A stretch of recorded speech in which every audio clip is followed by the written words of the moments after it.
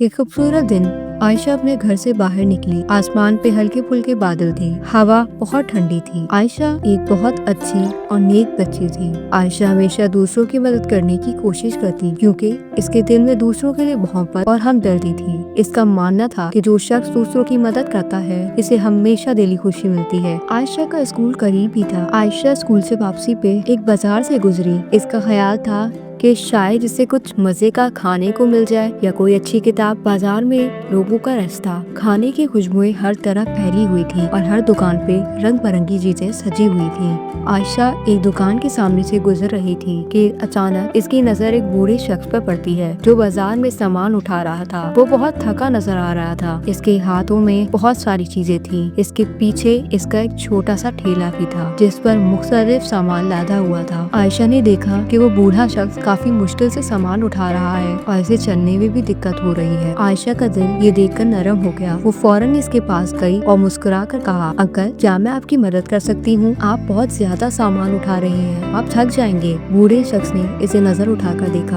और मुस्कुराते हुए कहा, अरे बेटा तुम्हारा दिल बहुत अच्छा है, लेकिन मैं खुद ये सब उठा लूंगा। लेकिन आयशा ने इनकी बात ना सुनी और कहा, नहीं नहीं आप बहुत थक गए हैं, लाएं मैं आपकी थोड़ी मदद कर देती हूँ। आयशा ने इस बूढ़े आदमी का सामान उठाया और इनके ठेले पे रख दिया। बूढ़ा शख्स बहुत खुश हो गया और इसने आयशा का शुक्रिया अदा किया। तुम्हारी नीयत बहुत साफ है बेटी, तुमने मेरी मदद की, खुदा तुम्हें बहुत सी खुशियों से नवाजे। आयशा खुश हुई और मुस्कुरा के कहने लगी, अरे कोई बात नहीं चाचा, ये तो मेरा फर्ज था। फिर वो वहाँ से गुजरने लगी और अपनी राह पे चल पड़ी। रास्ते में आयशा को प्यास लगी। वो फौरन एक स्टोर पर गई और पानी खरीद लिया। जब वो पानी पी रही थी तो उसकी नजर फिर उस बूढ़े शख्स पर पड़ी। वो अभी भी बाजार में सामान उठा रहा था और इसके चेहरे पर थकावट वाज़ेह थी। आयशा ने फौरन एक पानी की बोतल खरीदी और दौड़कर वापस इस शख्स के पास आई। चाचा मैं आपके लिए पानी लाई हूँ, आप थके हुए हैं, थोड़ा पानी पी लीजिए। बूढ़े शख्स की आंखों में आंसू आ गए। इसने पानी पिया और आयशा का शुक्रिया अदा किया। बूढ़े शख्स ने कहा, तुमने न सिर्फ मेरी मदद की है बल्कि मेरी प्यास भी बुझाई। तुम्हारी नेक नियत की बदौलत ऊपर वाला तुम्हें हमेशा खुश रखेगा। ये सुनते ही आयशा बहुत खुश हुई।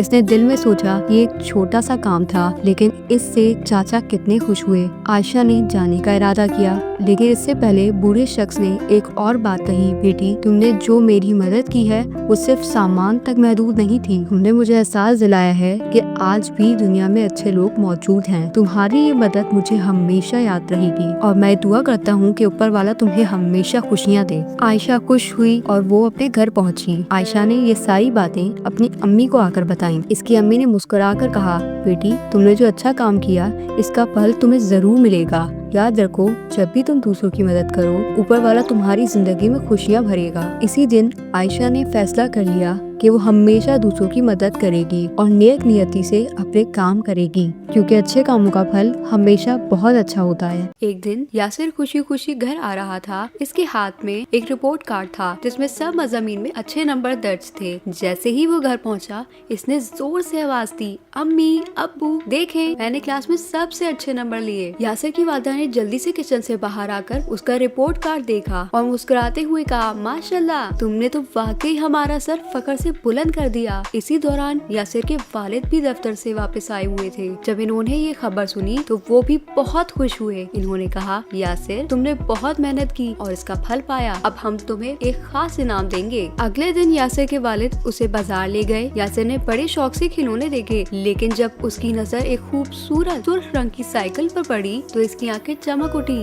यासिर के वालिद ने कहा, यासिर ये साइकिल तुम्हारे लिए है, ये तुम्हारी मेहनत का इनाम है। यासिर खुशी से झूम उठा और फौरन साइकिल पर बैठ गया। इसने कहा, शुक्रिया अब्बू, ये मेरे पसंद की साइकिल है। जब यासिर घर पहुंचा तो उसने देखा कि किचन से चॉकलेट की खुशबू आ रही थी। इसकी वालिदा ने उसे आवाज दी, यासिर आओ देखो मैंने तुम्हारे लिए क्या बनाया है। यासिर किचन में गया तो वहाँ चॉकलेट के मजेदार कपकेक सजे हुए थे।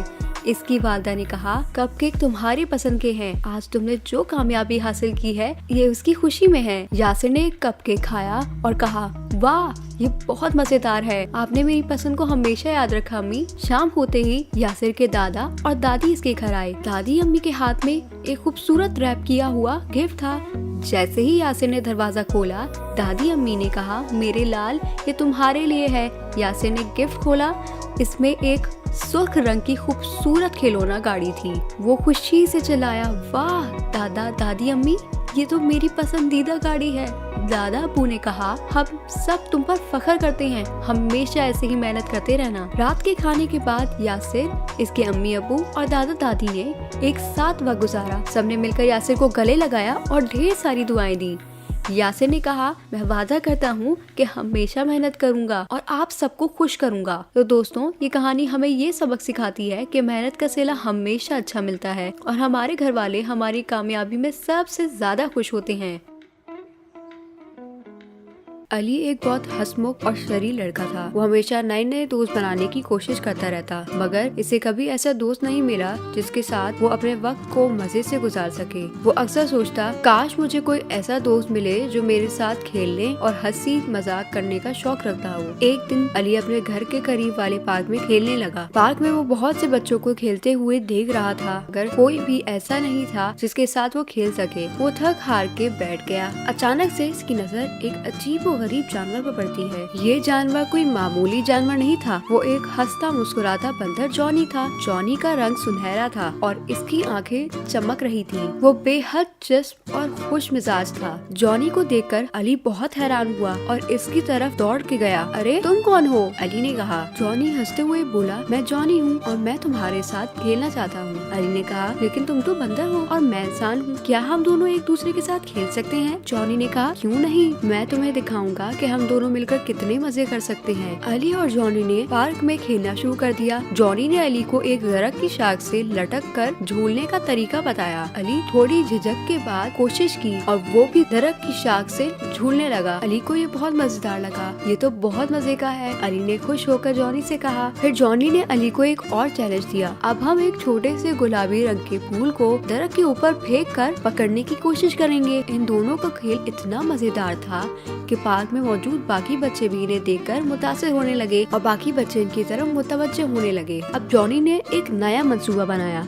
अली, क्या तुम जानते हो, हम अगर दरख्त के पीछे से गुजर कर एक दूसरे के साथ छुपेंगे तो पार्क के दूसरे बच्चे हमें तलाश करेंगे। अली हंसते हुए बोला, ये बहुत मजे का ख्याल है। जॉनी, चलो यही खेलते हैं। दोनों ने एक जगह से छिपना शुरू कर दिया।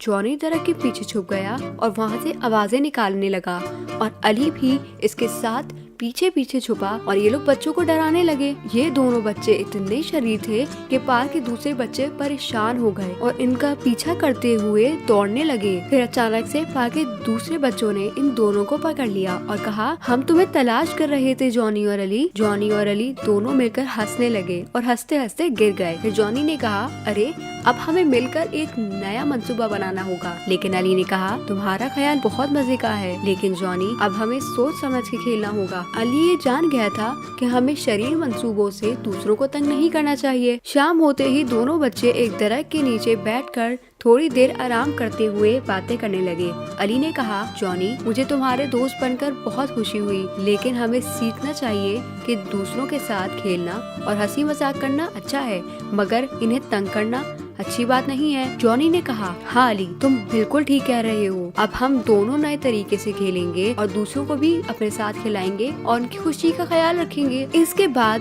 दोनों ने एक नया खेल शुरू कर दिया, जहाँ वो दूसरे बच्चों को भी अपने साथ शामिल करते गए और सबके साथ मिलकर मजे से खेलने लगे। जॉनी और अली ने इस बात को समझ लिया कि दोस्ती का मतलब सिर्फ तफरीह करना नहीं होता, बल्कि दूसरों का ख्याल रखना भी जरूरी है।